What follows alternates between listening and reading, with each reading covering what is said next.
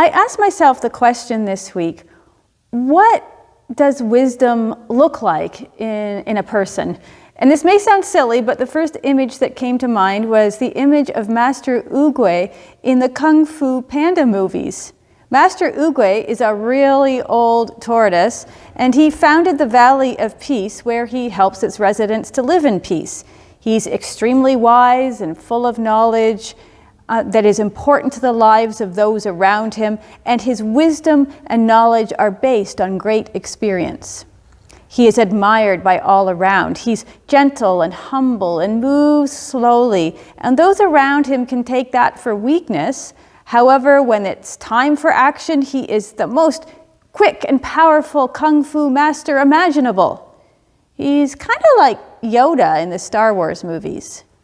If I was to think of wisdom in a human and take the first image that comes to mind, I'd be thinking of a bent over, wizened older person who walks slowly with a cane and talks sparingly, thinks deeply, and has sparkling eyes that are lively and hold the secret of right living and can seem to see to the very depths of my soul. Why in the world do I have these images? Maybe because as I myself get a little bit older and maybe a little more humble, I realize how much some of those who are older than me, how much wisdom they possess. Maybe it's also because TV shows and movies I've seen have these images of wisdom. Is this the sort of wisdom I'm aiming for? The sort of wisdom where I seem to have vast knowledge and impart my knowledge sparingly but wisely in ways that are slightly baffling or surprising to the younger ones around me, so that they are helped in their lives to lead a good life? Don't really know what to say there, except that I have this big question. What is wisdom anyway? Well, there's a lot about wisdom in the Bible. In the Old Testament, there are 3 whole books that make up what we call the wisdom literature.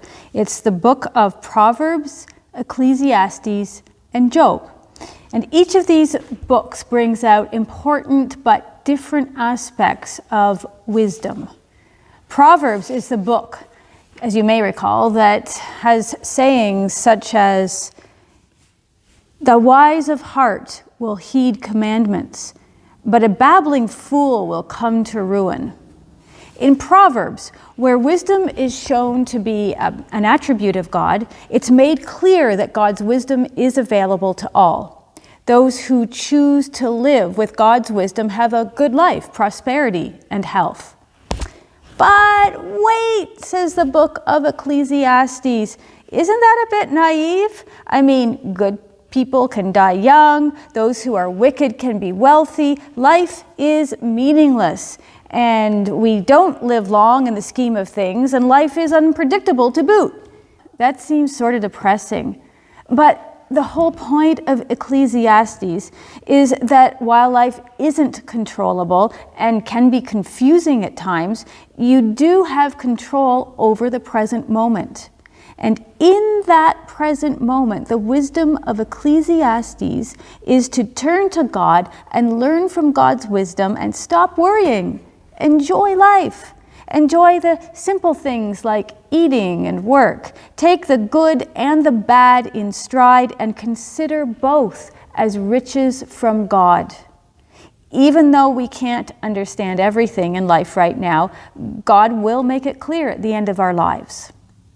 Okay, I can handle that, but it leaves the question though. I mean, if good people can have difficult things in life through no fault of their own, is God really wise and just?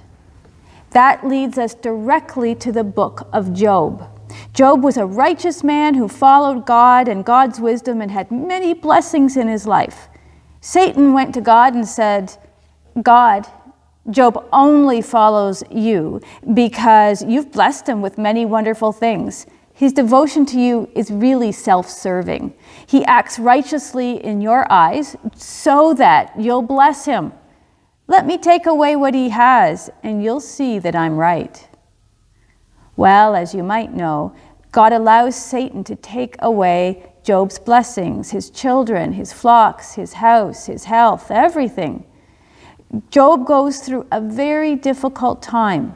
His wife tells him to curse God and die. His friends keep making lists of what Job must have done to deserve such terrible punishment. And Job continues to defend his innocence because he is innocent. Super bad stuff has happened to a very good man.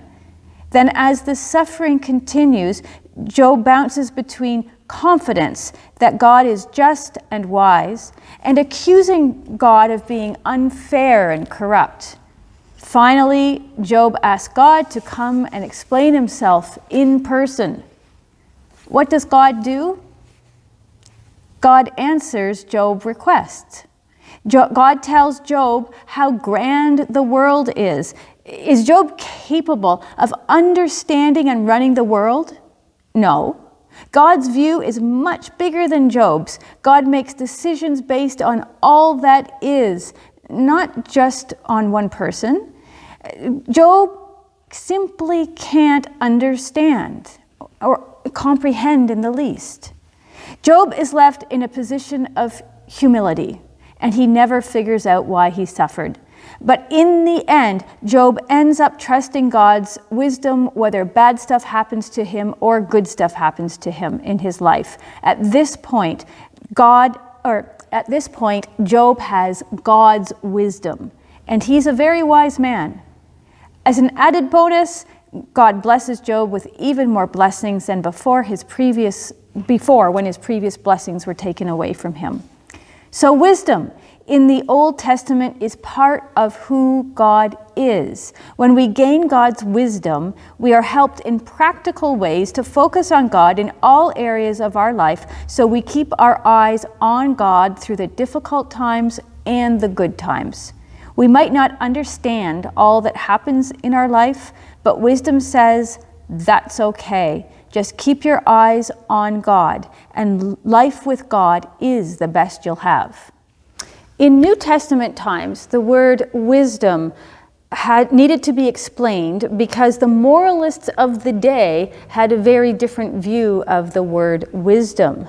In New Testament society at large, wisdom was that worth that came from what you had. So to have less than others meant that you were less important and worth less.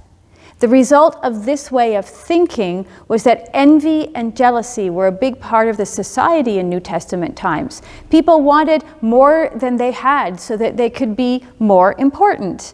Some of those who were envious became so envious that they stopped at nothing to gain what they wanted.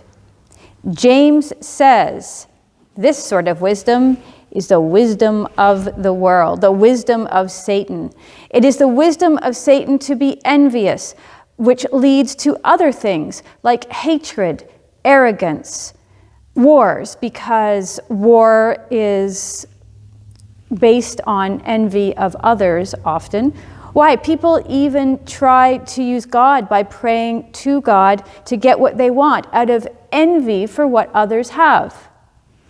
James says unequivocally, no, this is not the sort of wisdom that is of God. Stay away from this worldly wisdom. It has no place in God's realm. Keep the wisdom of God. The wisdom of God is not necessarily like my vision that I talked about earlier of the old wise person meting out sage advice to worthy followers. The wisdom of God is available to all, maybe through a wise younger or older follower of God, but maybe also through prayer and reading the Bible. The wisdom is to humbly accept God's movement and insight in one's heart and mind.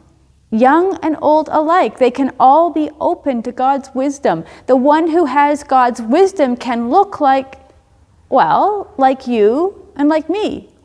We're all supposed to act with God's wisdom when we're part of God's community. Well, what does this wisdom look like?